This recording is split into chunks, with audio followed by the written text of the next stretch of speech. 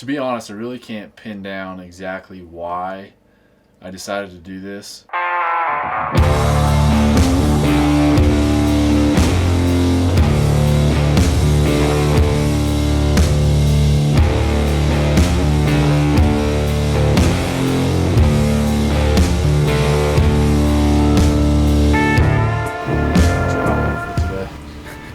Gonna be a fun day.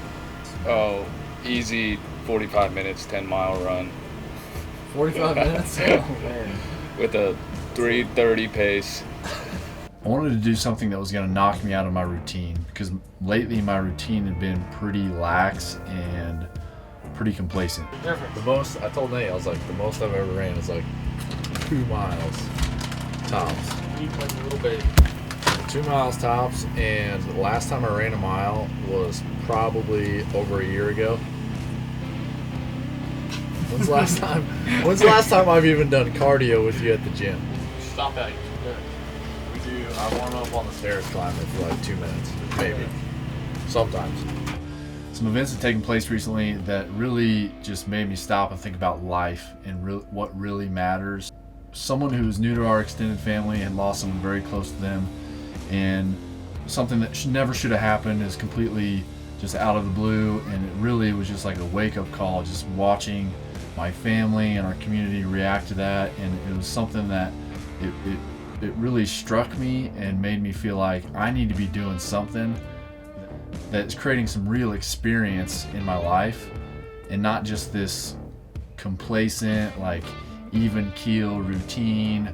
You know, there's a lot of things that cross my mind, like what can I do? What is something that I just need to do something that's uncomfortable, that is gonna make me grow, force me to grow, and push outside of that comfort zone that I've been so used to.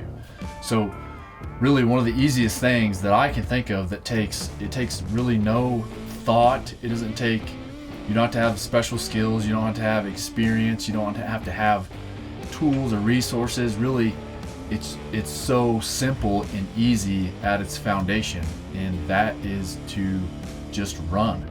10 miles. No, he just texted me. He's like, I think I'm gonna do something crazy. I'm like what? He was like, I think I'm gonna run 10 miles with no prep. This is my favorite, dude. I don't know if the Hush is the only lemonade flavor they have, but the Hush lemonade is pretty good. I'm relying on caffeine. If you run this 10 miles without stopping, he might sponsor you. I'm relying on caffeine and fears of my hopes and dreams being crushed. So we're gonna go for a little run tonight. I don't know why we're doing this, but I called up Nate and Caleb to help me film, because we're gonna. I say we. I don't mean we are running, because Caleb won't run with me. So I'm gonna try to run by myself, and the goal is 10 miles. And I've never ran more than 2 miles consecutively in my life, and I don't do cardio, so. I already did a leg workout today. I wouldn't make it very far. So, I hate running. I don't run. I don't do cardio, hardly ever, almost never. I do before hunting season, but I've been slacking. No, he doesn't. On my fitness, leading into Utah next week, so. Yeah, his this is kind of cardio like is 2 minutes on the treadmill. Yeah, exactly. On Kinda. the decline. That's real. I'm kind of punishing myself for not preparing for Utah, so. I've actually been we'll see how preparing. this goes. So thank you, Laura, for the workout plan and the diet. I've kind of steered away from the diet, sorry. What's the over-under on me throwing up? Listen, you should have known I'm not a planner by now. I told you, get your miles locked out here. Well, I looked at it on the map. Even if you go to 13 from here, it's only 8.8 miles. Only. To 13, yeah. What? You can't just run there and run So I'm thinking 1.8 well, back? and then me and Nate were talking, it's going to be, I don't want to be in people's way and get hit or something. So if we do mostly gravel, it'll be easier.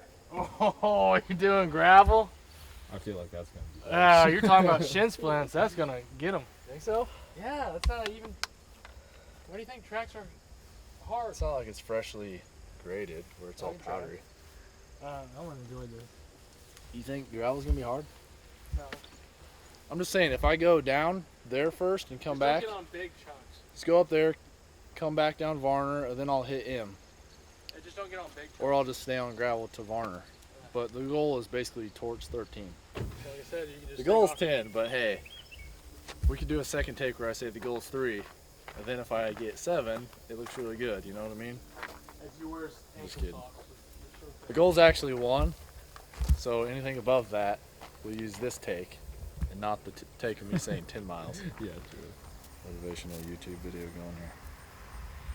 Yeah, we were kind of joking around like how far do you think I'll make it? And I was being, you know, like the least optimistic, joking around, but I knew that I could do something. Like I knew it wasn't going to be too terrible, and I could do better than probably what I thought I could do and what they thought I could do. None of us had like great outlooks like how he can do 5 or he can do 7 or he can do 10.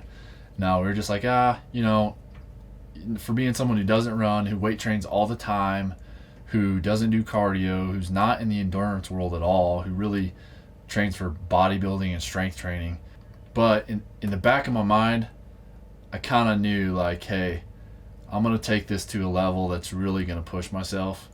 And it honestly, it made me kind of nervous. Like I was joking around and having fun with the guys before we started, but when I started to stretch up a little bit and lace up the tennies, it was like, okay, I'm gonna kind of fuck myself up on this.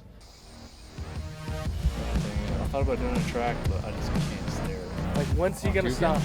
No, when's he gonna actually stop to take a break? Okay. For 300 yards.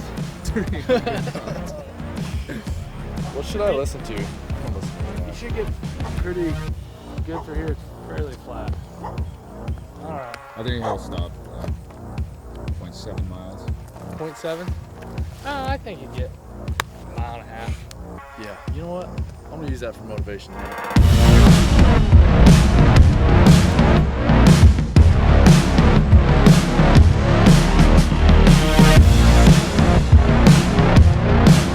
Mile 1 was like off to the races. Okay, we're doing this. Let's get it.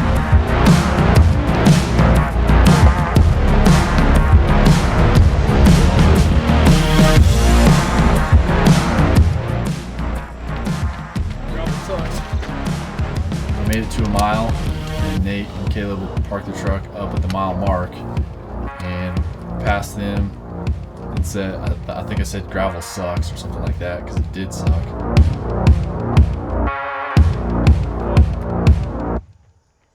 About halfway through mile 2, I started getting a really bad cramp in just under my ribs and my abdomen. If you ever ran and got a cramp in your side, like that's exactly what it was, and I'm like, oh shit, like, this is not good. If I'm getting a cramp on mile 2, and it was getting worse and worse, I'm like, shit, if this is what's gonna happen, I don't know how far I can go.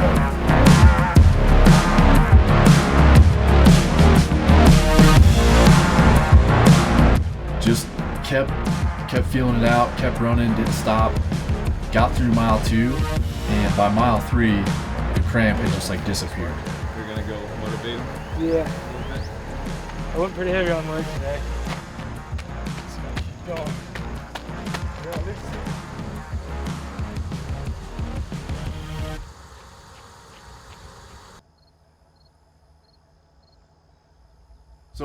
So mile 4 and 5, I got to the point where I'd kind of reached a flow with my breathing and my upper respiratory system, like my lungs and everything.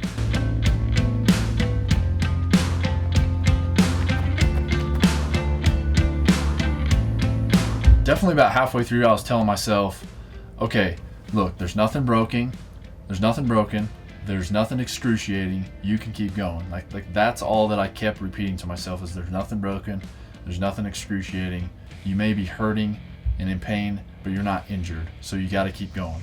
I realized that it was 100% a mental battle from that point forward. Like you just got to keep your legs going, and you got to tell your brain, hey, we're not getting out of this, and you're going to keep these legs going no matter what. So I used a lot of, I hate to say it, but I used a lot of negative self-talk. Like I was telling myself, you know, if you quit, you're never gonna finish anything. You're never gonna forgive yourself if you quit this, because I know you can do it. Like in the back of my head, I knew I could do it if I just didn't quit. That it was gonna honestly be like something that really set me free and allowed me to forgive myself for a lot of things that I had quit in the past. And as crazy as that sounds for something so insignificant, like just a little 10-mile run, that was a huge factor for me. Going from halfway to the finish line was like, hey, listen, man, there's people that are dead that wish they could run like that. So who are you?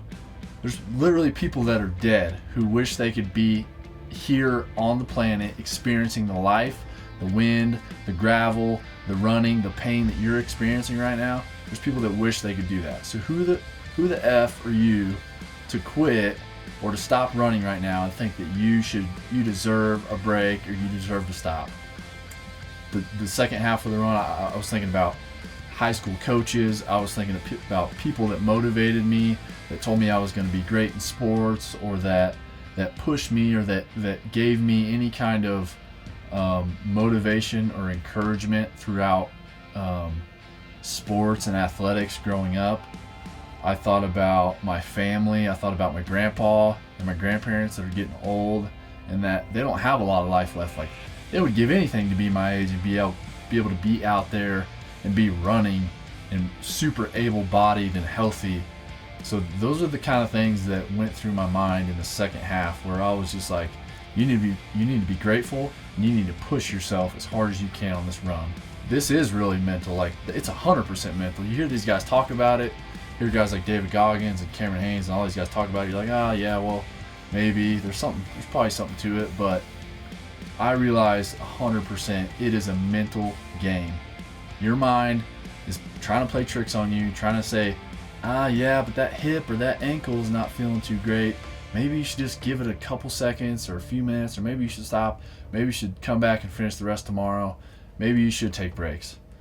Well, it's a mental battle. Like, that's just what I kept going back to, is there's nothing broken. There's nothing excruciating. There's no reason for you to stop. So keep going until that 10-mile mark, or until you cannot freaking run anymore.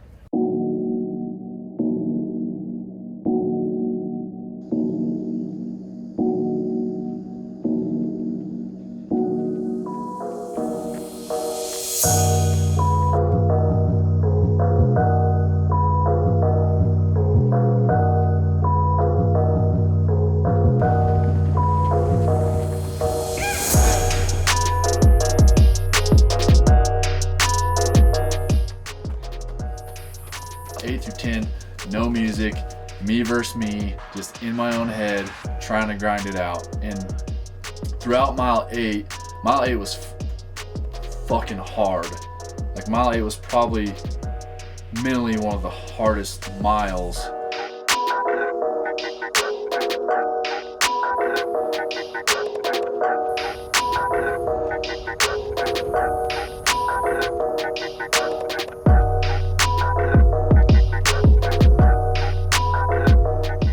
Kept telling myself, if I can get to mile 9 and finish mile 9, I know that I can get 10. If I can just get to the last mile and just keep going, I know that I can get to 10.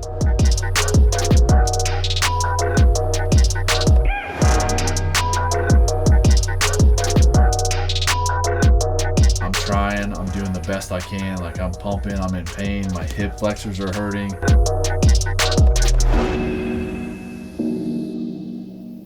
The last mile, I got to this point, and I don't remember if Caleb was with me for the entire last mile. I think he was, but we passed an intersection on the highway, and you could see one big hill, and then you could see one even bigger hill up, and then I could see where Nate parked the truck for the finish line. Got down to the bottom of the last hill, started ascending the last hill, got probably about 3/4 of the way up, and I'm just struggling to swing my arms and swing, like trying to just take momentum and swing my hips sideways to get my legs to follow suit underneath me, just trying to take any ounce of momentum I could, because my muscles at that point were just done. And started climbing that second hill, got up 3/4 of the way, and my phone in my ear set, I had an app going, and it said mile 10 complete, and I just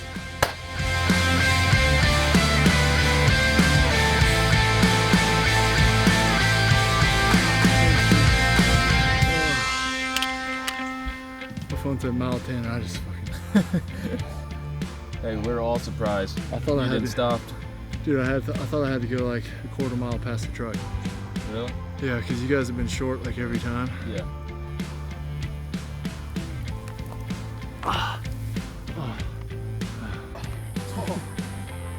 Oh. This is the worst any leg day I've ever had. Some guy in the comments is gonna be like, stop being a pussy. It's just 10 miles. He's probably right. So I'm gonna thumbs up to you when you say that in the comments. 'Cause I'm sure someone will. I got to 9 and I'm like, oh man. Then everything like starts playing tricks on you. Like you start feeling more cramps. I got a second little splurge of I'm gonna puke. Yeah. And then you get down a hill and then there's just, I was like, oh great. Last mile there's 2 giant hills. Like, that's gonna go great. As bad as I thought it would. Can't believe it, Nate. Your doubt motivated me the whole time. I was saying that motherfucker Nate said 1.5 miles and I'm gonna make him pay for it. He said 0.7. I said 1.5 miles. Oh, you said I gave you a you better said deal. 1.5 miles, he said 0.7. Yeah. Honestly, I didn't think you I thought for sure when we got to 2, before I got to 2, I was like, oh man, I'm in for it. This It is wasn't gonna- the willpower, it just didn't know if your body could take it. That to me was the biggest win.